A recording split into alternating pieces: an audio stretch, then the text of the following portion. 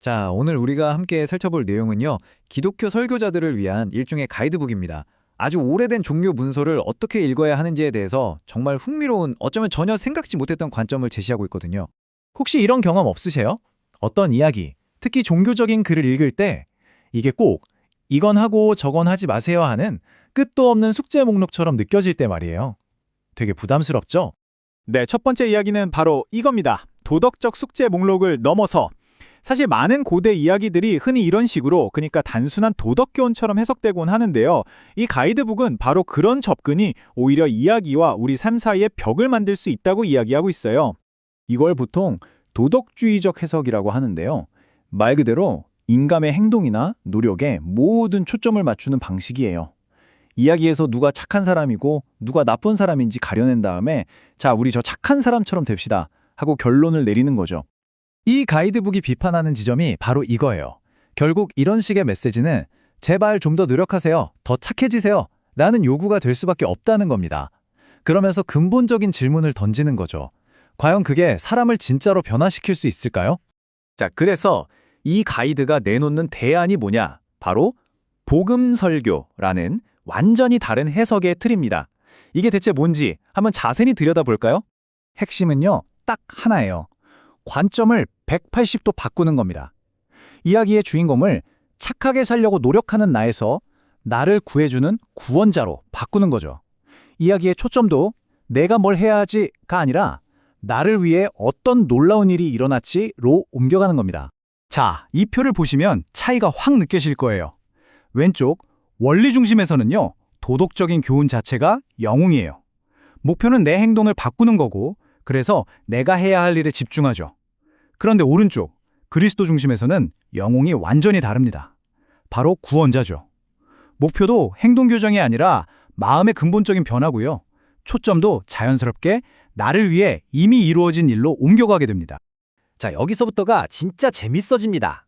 이 해석법이 율법, 그러니까 지켜야 할 규칙이나 윤리 기준을 사용하는 방식이 우리가 보통 생각하는 거랑은 좀 다르거든요. 이 모든 아이디어의 뿌리가 되는 구절인데요. 이게 무슨 말이냐면 우리가 지켜야 할 그 수많은 규칙들이 고린 지점이 아니라는 거예요. 오히려 우리를 진짜 목적지로 데려다주는 뭐랄까 일종의 가이드나 내비게이션 같은 역할을 한다는 거죠. 이 논리의 흐름이 정말 중요해요. 첫째, 율법은 우리에게 100점 완벽을 요구합니다. 어설픈 건 안 통해요. 둘째, 우리는 정직하게 우리 자신을 돌아보면 절대로 그 기준에 도달할 수 없다는 걸 깨닫게 되죠.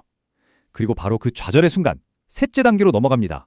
아, 내 힘으로는 도저히 안 되는구나. 누군가 나를 도와줘야만 해. 하고 구원자의 필요성을 절실히 느끼게 된다는 겁니다. 율법이 마치 우리를 거울 앞에 딱 세우는 역할을 하는 셈이죠. 자, 그럼 1화는 이쯤 하고 이게 실제 이야기에 어떻게 적용되는지 한번 봐야겠죠? 이 가이드에서 아주 중요하게 다루는 예시를 한번 살펴보겠습니다. 네, 바로 소돔과 고모라 이야기입니다. 아마 다들 한 번쯤은 들어보셨을 법한 아주 유명한 이야기죠. 이야기가 대충 이렇잖아요. 아브라함이 하나님한테 의인 10명만 있어도 도시를 살려달라고 막 협상을 하죠. 하지만 결국 그 도시에 끔찍한 죄악이 가득하다는 게 드러나고 불과 유황으로 심판을 받게 됩니다. 그런데 그 와중에 롯과 그의 가족은 구출되죠. 보통 우리가 이 이야기를 들으면 어떤 교훈을 떠올리나요? 아마 저렇게 끔찍한 죄를 지으면 벌 받는다. 그러니까 우리는 착하게 살아야 한다. 뭐 이런 거겠죠? 그런데 이 가이드북은 잠깐 그게 전부가 아니다 라고 말합니다. 훨씬 더 깊은 메시지가 숨어 있다는 거죠. 이 표가 이 해석법의 모든 것을 보여줍니다. 자, 보세요. 아브라함이 의인 10명을 끝내 찾지 못하죠? 이건 우리 인간에게는 스스로를 구원할 만한 의로움이 없다는 걸 보여줍니다.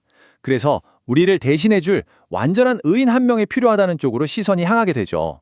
또 도시가 완전히 파멸하는 걸 보면서 죄의 대가가 얼마나 무서운지 깨닫게 되고 그 대가를 대신 짊어져줄 누군가가 필요함을 느끼게 됩니다. 그리고 제일 중요한 건 롯의 구원이에요. 롯이 뭘 잘해서 구원받았나요? 아니죠. 성경은 하나님이 아브라함을 기억해서 롯을 구했다고 말합니다. 즉, 자기 능력 때문이 아니라 다른 대표자, 아브라함 덕분에 구원받은 거예요. 바로 이게 핵심 원리입니다. 결국 이 소돔과 고모라 이야기의 진짜 메시지는 이거라는 겁니다. 너희들 더 의로워지려고 노력해가 아니라 너희 힘으로는 절대 의로워질 수 없어. 그러니 너희를 대신할 다른 누군가의 완전한 의로움을 믿어야만 해. 바로 이 메시지를 전하고 있다는 거죠. 자, 이제 거의 다 왔습니다. 그럼 이 모든 이야기가 우리에게 어떤 변화를 가져올까요? 한마디로 말하면 바로 노력에서 은혜로의 거대한 전환입니다. 이게 정말 중요한데요. 우리가 내 노력에 집중하면 어떻게 될까요? 길은 두 가지밖에 없어요. 내가 좀 잘한다 싶으면 교만해지거나 아니면 난 어차피 안 돼 하면서 절망하거나. 그쵸? 그런데 관점을 바꿔서 구원자의 은혜에 집중하면요. 결과가 완전히 달라집니다. 내가 자격이 없다는 걸 아니까 겸손해지고 그럼에도 불구하고 구원받았다는 사실에 감사하게 되는 거죠. 그러니까 이 해석법의 최종 목표는 단순히 벌 받을까봐 무서워서 착한 일을 하게 만드는 게 아니에요. 그게 아니라 우리 마음의 엔진 자체를 바꾸는 겁니다. 두려움이라는 연료 대신 감사라는 연료로 우리 삶이 움직이게 만드는 거죠. 자, 오늘 이렇게 하나의 독특한 해석법을 쭉 살펴봤는데요. 마지막으로 여러분께 이런 질문을 한번 드리고 싶네요. 만약 오늘 우리가 이야기한 이 렌즈를 가지고 우리가 익히 알고 있던 다른 이야기들, 예를 들어 다윗과 골리앗 같은 이야기들을 다시 읽어본다면 어떨까요? 과연 거기서는 또 어떤 우리가 미처 몰랐던 새로운 의미들이 모습을 드러낼까요? 한 번쯤 생각해보시면 정말 재밌을 것 같습니다.